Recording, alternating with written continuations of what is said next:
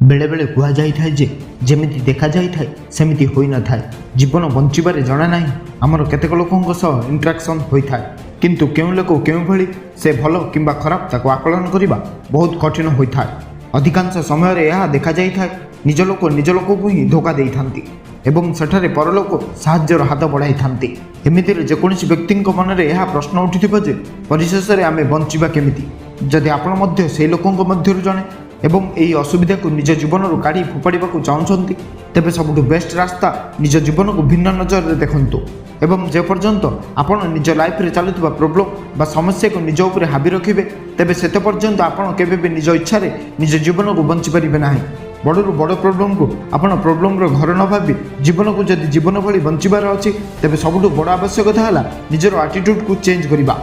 मुझे कहूनी आपण निजर कैरेक्टर को चेंज करूँ बरं मु आपन को यह उपदेश देवी आपन केबे भी निज कैरेक्टर को चेंज करने को भूल रे भी चेष्टा करंतुनी कहीं कैरेक्टर बदली गले जीवन द्रुत गति रे बदली जाए सेठारु आगक आसुवा संकट रु बाहरिबा आपन को पई असंभव हो जाए। एठार आपन निजर कैरेक्टर को दूर न करी जीवन बंचार आटिट्यूड को चेंज करिवार अछि निज भितर एमिति आटिट्यूड आनिबार अछि जो लोक आपन को दिने अपमान कराउथिला से लोक आपन को प्रशंसा करिवो। तबे चलंतु मु आपन को गोटे उदाहरण दे आपन को सीधा और सरल भाषा रे बुझाउछि। तेबे कौन आपन केबे भाबिछंती प्रकृत में जंगल राजा सिंह कहीं होता है ना से चिता भली दौड़ी पारि था ना से हाथी भली विशाल होता है एवं ना ता भली बलशाली होता है तथापि से जंगल राजा होता है। यार कारण कौन यार एकमात्र कारण तार आटिट्यूड। हाथी जितेबाला जंगल में चलू था तेबे जंगल में किसी खास हलचल देखा जाए न था किंतु जितेबाला गोटे सिंह चलू था तेबे पूरा जंगल ताकू देखी डरी जाए।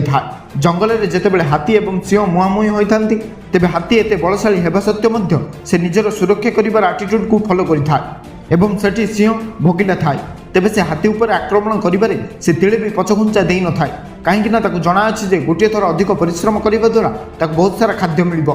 यह ही होता है आटिट्यूड रो कमाल। जदि आपन को आटिट्यूड सिंह भली हेबो तेबे आपन को ऊपर केते भी संकट माड़ी आसुना कहीं आपन को किछि भी फरक पड़िबो नाही एवं आपन को लाइफ पॉजिटिविटी रो सह आगु बढ़िबो ही बढ़िबो।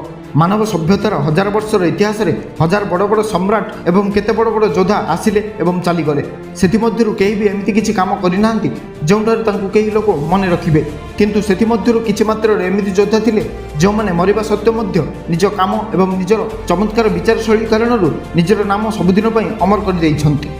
जो सर्वप्रथम नाम आसी था भारतर सबुठ महान राजा से हेले छत्रपति शिवाजी महाराज। से जो कारनामा करिसेंती ता शुणिले आपण को लोम टांकुली उठिबो।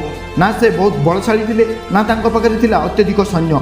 यह सत्य मध्य से मोगल साम्राज्य को धूलिसात कले किंतु केमिति यार उत्तर है शिवाजी महाराज को बुद्धि।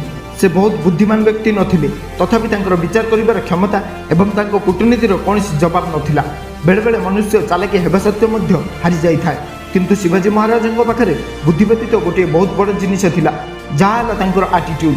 तांको कौनसी फरक पड़े न था सामने रे छिड़ा होइथिबा शत्रु केते बलशाली से केवल गोटे कथा भाबुथिले निजर कूटनीति साहाय्य ताकू धराशायी करिबार अछि तांको कौनसी कथार डर नथिला। एही आटिट्यूड कारणरू शिवाजी महाराज मराठा साम्राज्यर प्रतिष्ठा करथिले जार कल्पना केही करिनथिले। शिवाजी महाराज भली निजर आटिट्यूड एवं निजर बुद्धि बल रे इतिहास रचिसंती केवल ताहा नुहे बरम से निजर नाम को निज काम रे अमर करिसंती।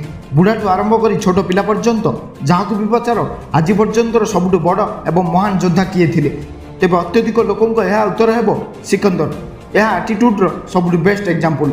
सिकंदर से राजा जे कि ताठारु बहु गुण शक्तिशाली एवं बहुत सारा बड़ बड़ साम्राज्य को निजर हार न मानिबा आटिट्यूड कारणरू ताकू धराशायी कराइथिले। एमिति बहुत सारा साम्राज्य थिला जो माने सिकंदर नाम शुणिबा मात्रे युद्ध न करी हार मानि नेउथिले। सिकंदर 15 वर्षर निजर कार्यकाल रे से केबे भी कोन युद्ध हारि नथिले से सर्वदा विजय रहिथिले। सिकंदर उपस्थिति ही तांकर आटिट्यूड थिला। तांको कौनसी फरक पड़ु न थाए आगरे केते बड़ एवं केते शक्तिशाली शत्रु छिड़ा होइछि तांकर केवल एकमात्र लक्ष्य शत्रु को मारी निजर साम्राज्य विस्तार करबा। एही आटिट्यूड कारणरू सिकंदर केवल सिकंदर नुहे बरम द ग्रेट सिकंदर कहा जाय था।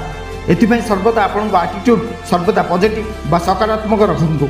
आपन जीवन में आगो को केते बड़ चैलेंज आसुना कहीं ताठारु दूर को जावाक चेष्टा न करी बरम ताकू निजर आटिट्यूड साहाय्य से चैलेंज को सामना करी आपन निजर लक्ष्य को अनुसरण करी आगो को बढ़ी चलतु। जीवन द्वितीय नाम ही चैलेंज ताकू केवल जीवन गोटे अंश भावी नवा जहाँकि केबे ना केबे पूर्ण निश्चय हेबो।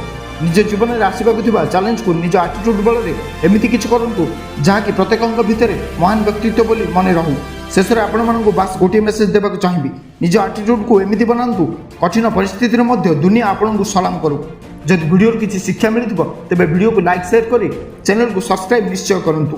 ପୁଣି ଦେଖା ହେବା ଅନ୍ୟ ଏକ ପାୱାରଫୁଲ୍ ମୋଟିଭେସନ୍ ଭିଡ଼ିଓରେ। ସେ ପର୍ଯ୍ୟନ୍ତ ରହୁଛି ଜୟ ହିନ୍ଦ ଜୟ ଭାରତ।